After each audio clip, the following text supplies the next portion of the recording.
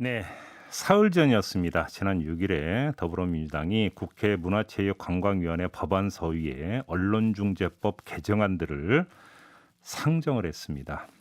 이른바 언론개혁 법안들인데요. 징벌적 손해배상제를 도입하는 내용을 골자로 하는 개정안들입니다. 이에 대해서 국민의힘 소속 의원들은 불참을 했는데 자, 여야 간에 또 다른 공방거리가 하나가 좀 불거지는 순간입니다. 이 문제 지금부터 여야 의원 차례로 연결해서 입장 들어볼 텐데요. 두 분 모두 기자 출신이네요. 자, 먼저 더불어민주당 미디어특위 위원으로 활동하고 있는 김종민 의원부터 만나보겠습니다. 나와 계시죠? 예, 안녕하세요. 김정민입니다. 네, 오랜만에 인사드리네요. 예. 자, 더불어민주당 계획이 7월 국회 회기 안에 이 언론중재법 개정안을 처리한다 이런 거라고 하던데 맞습니까? 근데 저는 법안을 통과시킬 때 네.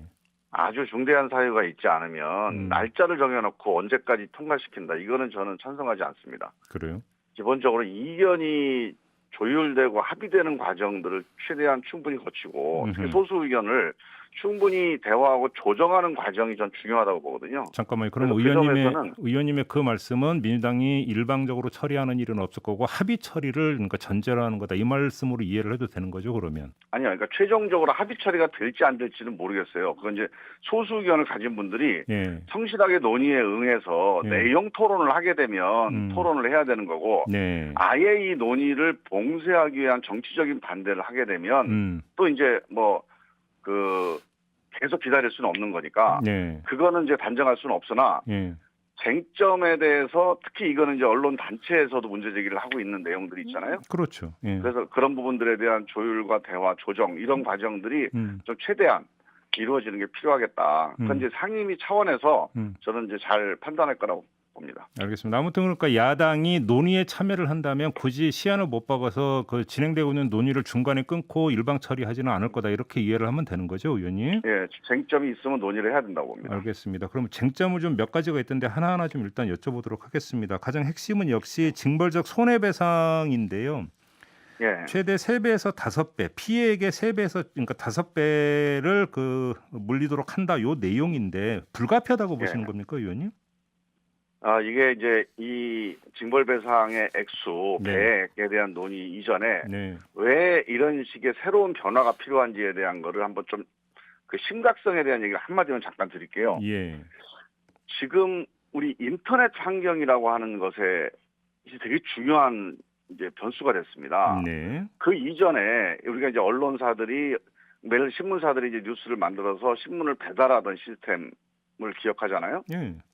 그런 때는 우리가 예를 들어서 그냥 동네 우물에 우물을 퍼다 먹는 거랑 똑같은 거였어요, 그게. 그런데 그 비유는 네. 어떤 뜻으로 하신 말씀이세요?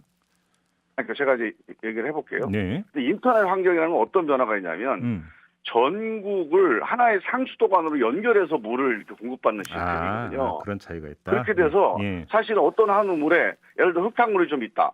또는 뭐 탁수가 있다 그러면 우리가 안 먹거나 아니면 그 우물에 대해서 시정이 가능해요. 예. 근데 지금은 이제 인터넷 환경이라고 하는 거는 예를 들어서 가짜 뉴스나 허위 조작 정보나 문제가 있는 정보들이 실려졌을 때 이게 전국적으로 일시에 확산되는 이런 새로운 시스템에 이제 우리가 놓여 있죠. 예. 그래서 이 인터넷 환경에 맞는 이 언론 정보에 대한 뭔가 새로운 자정 시스템, 견제 시스템 뭐 이런 것들이 이제 요구가 되는 이 새로운 환경에 대한 고민 이게 좀 같이 필요하다는 거고 그런 관점에서 예전에 우리가 우물물 이렇게 퍼먹던 이런 시대가 아니고 그러니까 각 언론사마다 만약에 A 언론사에서 오보를 하잖아요. 그러면 24시간 동안 걸러집니다 이게. 그래서 24시간 동안 점검도 되면서 다음 언론사가 이걸 받아가지고 이어서 보도하는 동안에 이게 견제 기능이 있는데 지금 한 3, 40분 안에 전국적으로 일시에 확산이 돼버려요. 이 이제 정확성에 대한 검증 없이. 그러니까 이런 부분들에서 언론 윤리나 언론 책임이 좀 더 강화되는 이런 변화가 필요하다는 건데 그런 거의 일환으로 이제 징벌배상이나 배액배상 같은 그런 안들이 이제 나오고 있는 거다. 바로 그 지점 만약에 이걸 반대한다면 지금 이 인터넷 환경에 있어서의 많은 독자들, 소비자들의 이 권리 보호를 위해서 피해 구제를 위해서 어떤 대안이 있는지를 같이 논의를 하거나 대안을 제시를 해주셔야 됩니다. 알겠습니다. 바로 그 지점에서 이제 정반대의 질문이 하나가 성립이 되는데요, 의원님. 예. 예를 들어서 이제 피해액의 최대 5배잖아요. 그러면 기준이 되는 피해액을 도대체 어떻게 계산할 것이냐가 문제가 되는데 지금 의원님이 말씀하신 대로 예를 들어서 제가 알고 있는 범위에서는 동네 우물을 길어먹었던 시대에는 피해액을 어떻게 계산했냐면 이 기사에 대해서 이제 피해액이 기본 얼마 곱하기 해당 신문의 발행 부수 이런 식으로 했던 걸로 제가 알고 있는데 지금 인터넷 시대가 되면서 이게 급속히 유포가 되고 있는 상황 아니겠습니까? 그러면 그렇죠. 피해액 산정을 어떻게 하겠다라는 겁니까? 기준이 되는 피해액을 어떻게 산정할 수 있는 건가요? 근데 그거는 조금 더 논의가 필요한데요. 네.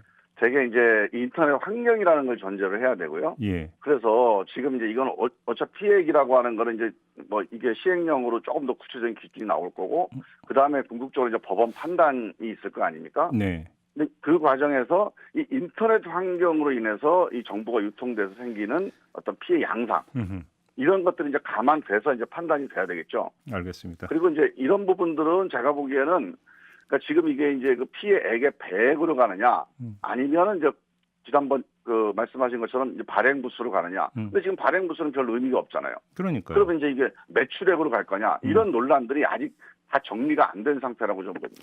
그다음에 또 하나 중요한 문제가 징벌적 손해배상의 대상이 되는 그 보도가 모든 보도가 아니라 악의성이 있는 보도잖아요. 그렇죠. 예. 자, 그러면 고의성, 악의성. 예. 예, 악의성을 어떻게 판별할 거냐. 예를 들어서 지금 보면 그 보도가 공익에 부합하는 거냐 아니냐 하나. 그다음에 진실이라고 믿을 만한 상당한 사유, 다시 말해서 크로스 체킹이 됐는가 안 됐는가 이걸 가지고 이제 판단을 하는데 악의성이라고 하는 것은 이 범위를 넘어서는 거잖아요. 그러면 그렇죠. 주관의 영역인데 어떻게 그 악의가 있었는지 없었는지를 판별할 수 있는 건가요? 그거는 이제 우리가 그 보통 재판에서 범죄 형법에서도 범죄이냐 아니냐를 구분할 때 그 사람의 행위가 누구를 피해를 끼쳤느냐와 별개로 그 행위의 의도, 그러니까 범죄의 의도가 있었느냐가 되게 중요한 범죄 구성 요건 아닙니까? 네, 물론이죠. 그러니까 범죄 의도가 되게 중요한 거죠. 그래서 이 범죄 의도라는 게 주관적인 거예요. 주관적인 거에 대한 판단을 매일 재판부가 하고 있는 겁니다. 근데 예를 들어서 일반 범죄 같은 경우는 범의를 가지고 그러니까 범행을 모의하고 계획을 짜고 하는 어떤 객관적 행위가 그러니까 추적이 될 수 있는 거니까 요거 보도는 좀 약간 성격이 다를 수도 있을 것 같은데요. 다를 수 있는데요. 그거에 대한 판단은 몇 가지 요건들이 있어요. 그러니까 취재 과정에서 충분하게 이 사실관계 확인이 이루어졌고 또 반론에 대해서 충분하게 들었는지에 뭐 이런 절차들. 만약에 그런 거가 있는데 기자가 오인을 해서 이게 사실과 다른 정보를 보도를 했다. 이거를 우리가 지금 이 허위 조작 정보라고 할 수는 없죠. 그러니까 그런 식의 실수 내지는 과실 혹은 불가피한 어떤 그 결과에 대해서 이 법으로 재단하는 건 그런 뭐 절대 안 되고요. 그렇지 않도록 이 법을 마지막에 이제 잘 마무리하는 게 중요하고 저는 엄격하게 이 범죄 의도, 악의성, 고의성 이런 것들을 판단하는 장치를 최대한 촘촘하게 가져가야 된다. 알겠습니다. 그래서 언론 활동의 기본 활동이 위축되지 않도록 하되 정말로 악의적인 어떤 의도를 가지고 했다면 이게 일시적으로 전국적으로 확산돼서 생기는 피해는 이건 막을 방법을 찾아야 된다 이런 거죠.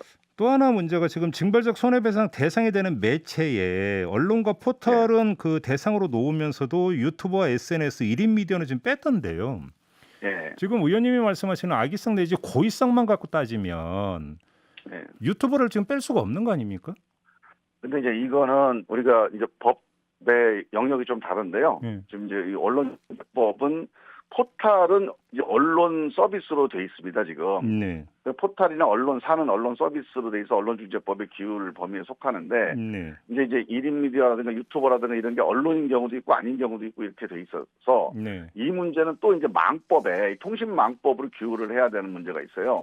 그건 지금은 언론중재법이니까. 그래서 그 문제는 거기서 또 논의가 되고 있습니다, 지금 과기정통위에서. 그러면 정보통신망법에도 징벌적 손배제가 도입이 될 수 있다라는 말씀이시네요, 그러면? 이제 그런 법안이 올라와 있고요. 이 법을 어떻게 이제 처리할지에 대해서 좀 논의를 더 해야 되는데 지난번에 이제 그 처음에 문제 제기가 됐을 때 이거를 1인 미디어들에게만 1인 미디어들이 아니면 이제 유저들에게만 적용하는 건 안 된다. 그러니까 이 통신 사업자, 이 포털 사업자, 뉴스 서비스 사업자에게도 예. 적용을 해야 된다. 예. 또 언론사에도 적용을 해야 된다. 이런 논란이 있었습니다. 예. 그래서 그 중에서 이 서비스 사업자와 언론은 이 언론중재법에서 규율하는 게 좋겠다 해서 일로 이관되어 온 거죠. 그러면 예를 그 들어서 논의는 아직 남아 있습니다. SNS는 유튜브 공간에서의 문제는 정보통신망법을 여기서 처리할 수 있다 이런 말씀이신 거고요. 예. 알겠습니다. 지금 의원님이 연결한 게 이미 어제 나온 뉴스 하나 여쭤보겠습니다. 문화체육관광부가 지금 ABC 옆에 있지 않습니까? 신문 판매 부스 이제 조사하는 기관인데 이 ABC 협회에 대해서 더 이상 신뢰하기 어렵다면서 정책적 활용을 중단한다. 그러니까 여기서 조사하는 데이터 안 믿고 앞으로 반영 안 하겠다는 뜻인데 불가피한 조치라고 판단하시는 겁니까? 그게 이제 가장 문제는 최근에 일부 이제 언론사와 관련해서 ABC 부수가 조작됐다 이런 문제 제기가 있었잖아요. 그랬죠. 그래서 이제 그 문제에 대한 이제 처리 과정이나 대응 과정의 일환으로 이제 판단할 수 있는 거고 보다 더 본질적으로 보면 이 판매 부수를 측정하는 제도로는 지금 언론의 영향력 또 언론의 집중도 이런 것을 판단하기가 좀 어려워요 지금. 이미 이제 환경이 그러니까 이 종이신문 돌리는 환경에서 인터넷으로 소비되는 유통으로 완전히 바뀌었거든요. 쉽게 매체 파워가 판매 부수만 갖고 따질 시기는 지났다 이 말씀인 거죠? 그렇죠. 완전히 달라진 거죠. 그래서 거기에 맞는 그러니까 이거는 이제 또 소비자들한테, 독자들과 그다음에 광고주들한테 필요한 거 아니겠습니까? 그래서 이 독자들과 광고주들이 정확하게 그 매체 어떤 이 유통 지수를 판단할 수 있는 그런 새로운 기준들 이런 것들에 대한 검토가 좀 필요한 시대가 된 거죠. 그럼 지수 개발을 하겠다는 이야기입니까? 그러면 다른? 일단은 이게 아직은 입법이 논의가 마무리된 건 아닌데 이제 그 학계에서나 아니면 이제 전문가들 사이에서 이런 그 새로운 뉴스 집중도 또 뉴스에 대한 평가 그러니까 이게 이제 광고주들을 위해서도 그렇고 독자들을 위해서도 필요한 건데 거기에 대한 논의가 지금 계속 제기가 되고 있는 상태입니다. 이건 좀 아직은 연구 중인 단계라고 봐야 되겠군요. 근데 뭐 단순 연구는 아니고요. 연구는 꽤 많이 됐어요. 미국에서도 이제 이런 연구들이 많이 돼 있고요.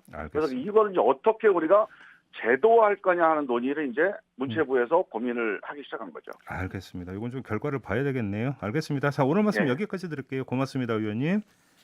감사합니다. 네, 지금까지 더불어민주당의 김종민 의원이었고요.